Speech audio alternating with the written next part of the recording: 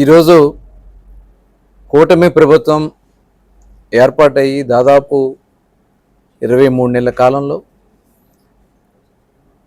ప్రధానమంత్రి నరేంద్ర మోడీ గారు, గౌరవ ముఖ్యమంత్రి వర్యులు చంద్రబాబు నాయుడు గారు, అలాగే ఉప ముఖ్యమంత్రి వర్యులు పవన్ కళ్యాణ్ గారు ఒక చక్కటి ప్రణాళికతో ఈ రాష్ట్రాన్ని, అన్ని ప్రాంతాల్ని, అటు రాయలసీమ దగ్గర నుంచి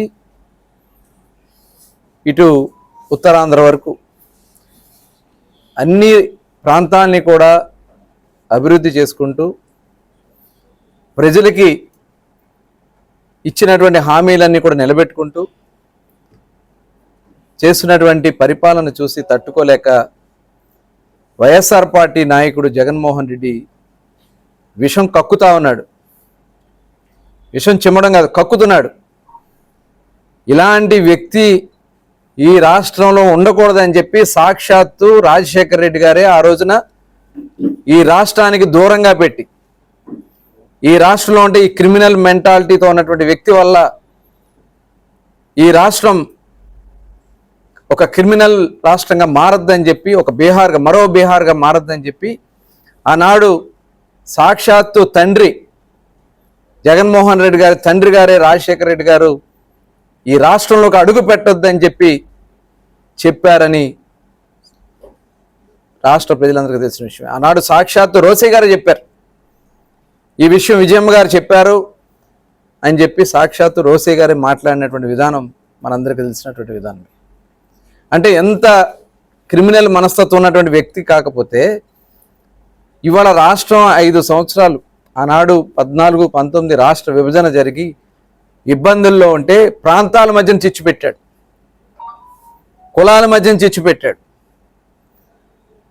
151 మంది ఎమ్మెల్యేలు 19లో గెలిస్తే ఆ 151 మంది ఎమ్మెల్యేలతో ఈ రాష్ట్రాన్ని ప్రజావేదిక కూల్చివేత నుంచి మొదలుపెట్టి బుల్డోజర్లతో మరి ఏ రకంగా సర్వనాశనం చేశాడో మనం అందరం కూడా చూసాం. పచ్చి అబద్ధాలు మాట్లాడుతూ ఉన్నారు. ఇవాళ చాలా పారదర్శకంగా అమరావతిలో 5 ఏళ్ళు మీరేం చేయలేదే, శ్మశానం అన్నారే అమరావతిని, బీడు భూములు ఉన్నాయన్నారే అమరావతిని ఒక ఉద్దేశపూర్వకంగా సర్వనాశనం చేయాలని ప్రయత్నం చేసినటువంటి వ్యక్తి జగన్మోహన్ రెడ్డి కాదా? ఇవాళ మీరు అక్కడికి వచ్చి రైతులకు అన్యాయం జరిగిపోతుందని చెప్పి ఒక అసత్యపు ప్రచారం చేయడానికి మీరు ప్రయత్నం చేస్తూ ఉన్నారు. ఇది చాలా దురదృష్టకరం. ఇక్కడ చాలా పారదర్శకంగా అక్కడ ఇచ్చినటువంటి భూములన్నీ కూడా అక్కడ ఆ ప్రాంత అభివృద్ధి కోసం అక్కడ వరల్డ్ క్లాస్ ఇన్ఫ్రాస్ట్రక్చర్ నిర్మాణం చేయడానికి వచ్చినటువంటి సంస్థలకు భూములు ఇస్తూ, అక్కడ ఒక పక్క ఎడ్యుకేషన్, ఒక నాలెడ్జ్ సెంటర్గా అమరావతి ఉండాలి, ఒక స్పోర్ట్స్ సెంటర్గా అమరావతి ఉండాలి, ఒక హెల్త్ సెంటర్గా అమరావతి ఉండాలి, ఈ రాష్ట్ర ప్రజలకే కాదు ఈ ప్రపంచానికే ఒక మోడల్గా అమరావతిని నిలబెట్టాలని వాళ్ళ ప్రభుత్వం పనిచేస్తూ ఉంటే ఇంత నీచమైనటువంటి దిగజారుడు స్టేట్మెంట్ చేస్తున్నటువంటి వ్యక్తుల్ని ఏమనాలి? రైతుల్లో లేనటువంటి అపోహలు సృష్టించడానికి మీరు చేసినటువంటి ఇంతకంటే నీచం ఇంకోటి ఉంటుందా? ఇవాళ జగన్మోహన్ రెడ్డి గారు, చంద్రబాబు నాయుడు గారు ఇల్లు కట్టుకుంటున్నాడని చెప్పి మాట్లాడుతూ ఉన్నారు.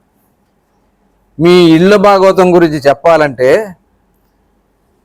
మీరు దోచుకుని క్విడ్ ప్రోకో కింద తండ్రి అధికారాన్ని అడ్డం పెట్టుకుని లోటస్ పాండ్లో దగ్గర 25 ఎకరాలు దాదాపు అక్కడ బిల్డింగ్లు కట్టుకున్నారు. దాదాపు 30-40 బెడ్రూములు. మరి ఉండేది ఇద్దరే, ఒకే ఫ్యామిలీ, కానీ 30-40 బెడ్రూములు కట్టుకున్నటువంటి వ్యక్తి జగన్మోహన్ రెడ్డి. ఇది అందరికీ తెలిసినటువంటి విషయం. లోటస్ పాండ్, అదేవిధంగా బెంగళూరు యలహంకలో 31 ఎకరాలు, ఒక చాలా విలువైనటువంటి ప్రాంతం యలహంక. కొన్ని 100 కోట్ల రూపాయలు ఖర్చు చేసే ఆ ప్రాంతంలో 31 ఎకరాల్లో మీరు ఇళ్ళు కట్టుకుని హెలిప్యాడ్లు, ఒకేసారి 4 హెలికాప్టర్లు దిగే విధంగా ప్యాలెస్లు కట్టుకున్నటువంటి వ్యక్తి జగన్మోహన్ రెడ్డి మీరు బాబు గారి ఇంటి గురించి మాట్లాడిస్తూ ఉన్నారు. ఇంతకంటే సిగ్గుచేటు ఇంకోటి ఉంటుందా? మరి తాడేపల్లి ప్యాలెస్ మన అందరికీ తెలిసినటువంటి విషయమే.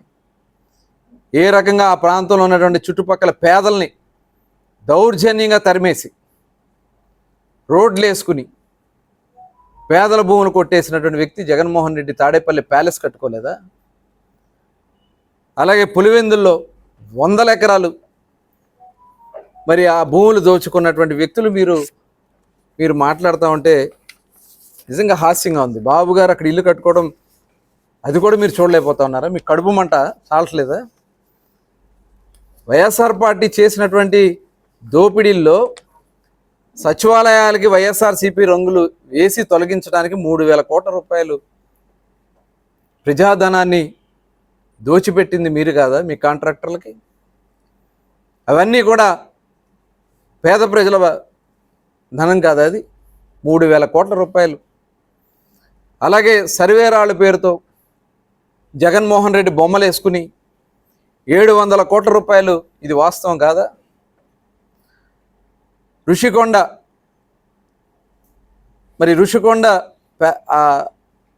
కొండని బోడిగుండు కొట్టి 600 కోట్ల రూపాయలతో ఒక విలాసవంతమైనటువంటి భవనాలు ప్రజాధనాన్ని దుర్వినియోగం చేసింది జగన్మోహన్ రెడ్డి కాదా?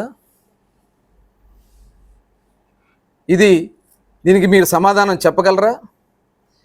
5 సంవత్సరాల పాటు మీ పత్రిక సాక్షి పేపర్ కోసం, సాక్షి టీవీల కోసం 500 కోట్ల రూపాయల యాడ్లు పెట్టి దోచిపెట్టింది వాస్తవం కాదా?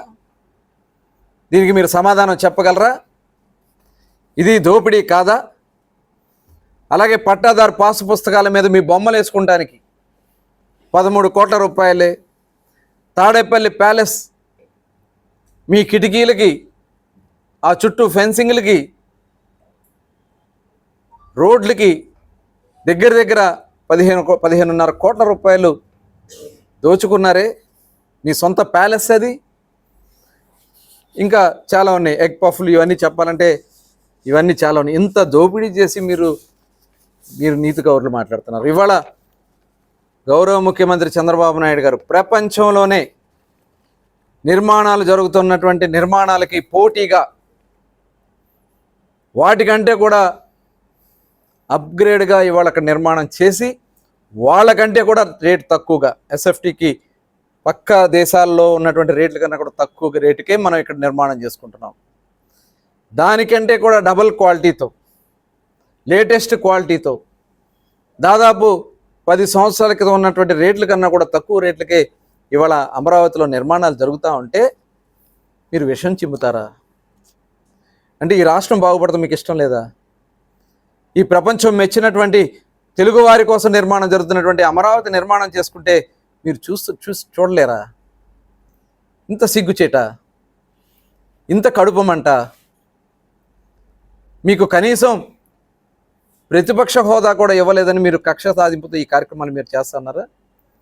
ప్రజల్లో ఆందోళన పెట్టించాలని దుర్మార్గమైనటువంటి ఆలోచనలు మీరు చేస్తూ ఉన్నారా?